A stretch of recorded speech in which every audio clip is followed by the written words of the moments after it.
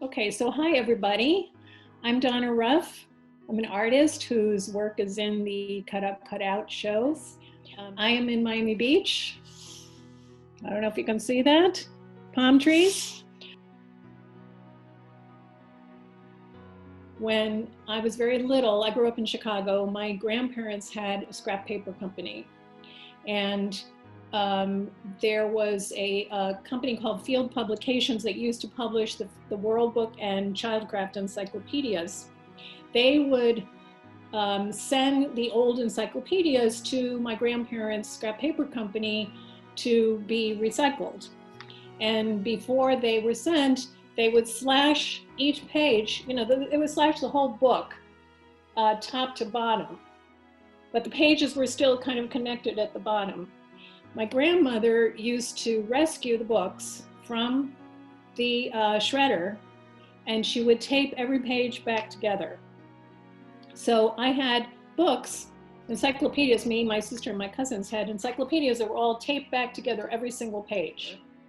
And these things are kind of intuitive what you're attracted to. So, but once I thought of it, I thought, wow, there's two things there. First of all, the fact that something can be recycled, actually three things. The fact that books are to be revered, and saved from the shredder.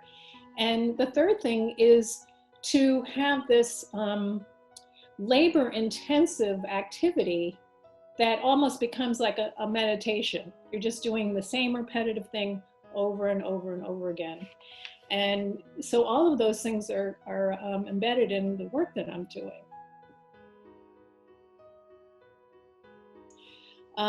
I have subscribed to the print edition of the New York Times for as long as I can remember. No matter where I live, I get it sent to me. It's not just on your screen to disappear. It actually is there. And I started thinking about that.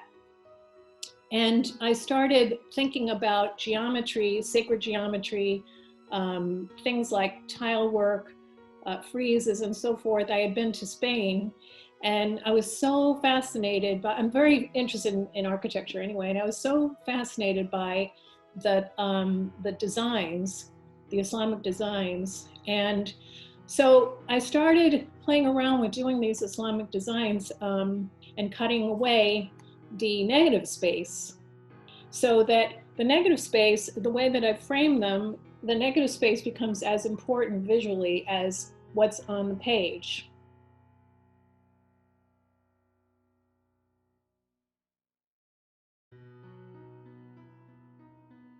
I think that people understand sort of unconsciously really that the newspaper is very fragile, and it's something that is thrown away all the time, but the actual physical nature of it is so fragile that when they see it cut like that and these lacy sort of things, the fragility enters into it as well, and they want to spend a little time with it.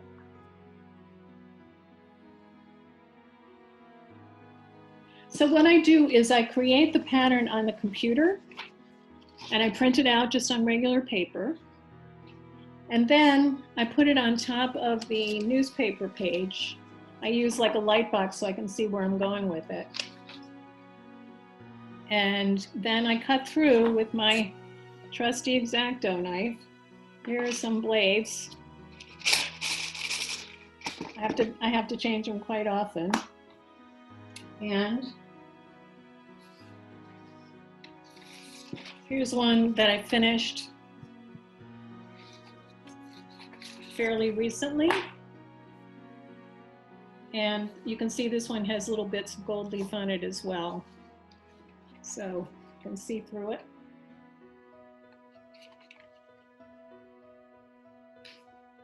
I kind of have a way of going to the studio and not being sure of where I'm going with whatever I'm doing. And I found that with these pieces, I knew what I was doing. I could go to the studio and pick up exactly where I had been.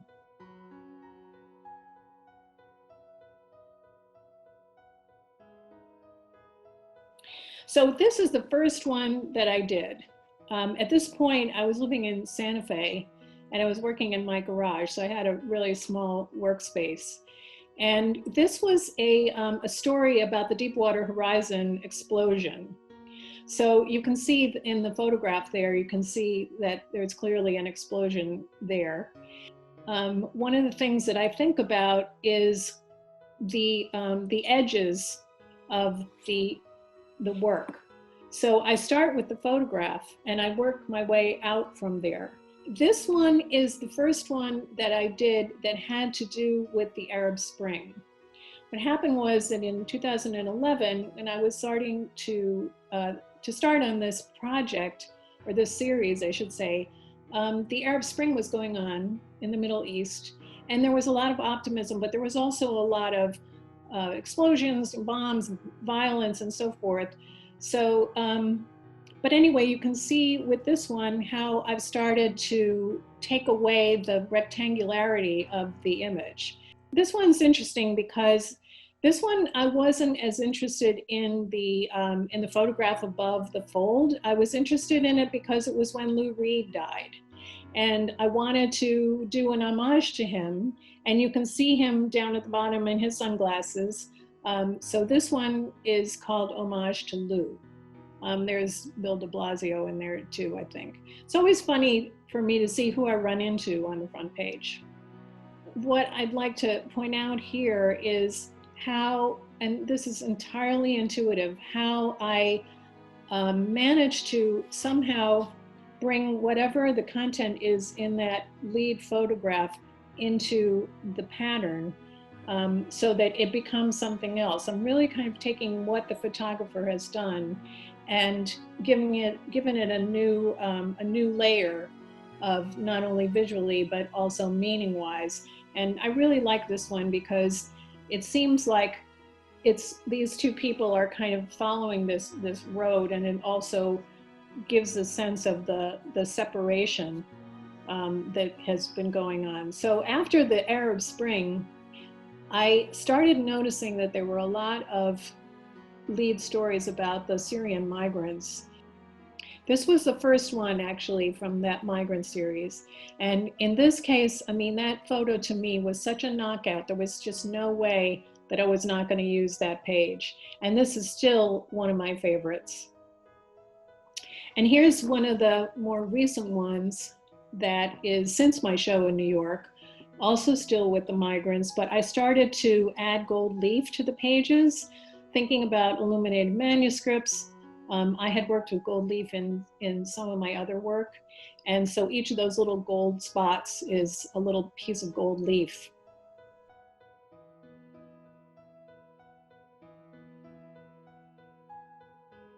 But now I'm focusing on the migrants that are coming to this country and are being put in cages, or their parents are being sent back, and it's just a sad situation. And also, this was very new for me because I started working with textiles instead of paper, which changes things entirely. But these are blankets that have been printed and laser cut. And the front of them has images from newspapers from Central America, like La Prensa and El Diario. So I wanted the viewer to be faced with these images in color in the front, and then when they walk to the back of the room, they see the American flag with all of the color drained away and in tatters. I would not say that my focus has changed at all regarding what I'm cutting. I'm not doing anything specific to the virus, but it's more important than ever for me to have my hand in the work, to sort of show like I'm still here. I'm counting the days, but I'm here. And some other stuff that I've been doing, you can see on my wall back there. I have this hole puncher, and I've been making these drawings with just punching holes.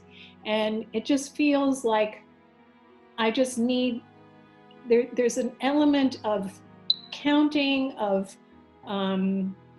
accretion, is that right, the right word? And that feels important to me. I think as artists, when we get frustrated with things, we make stuff. And that's what I do. And if it has any effect on anybody, great. I mean, these times are very, very divisive, and I think we're all preaching to our own choirs.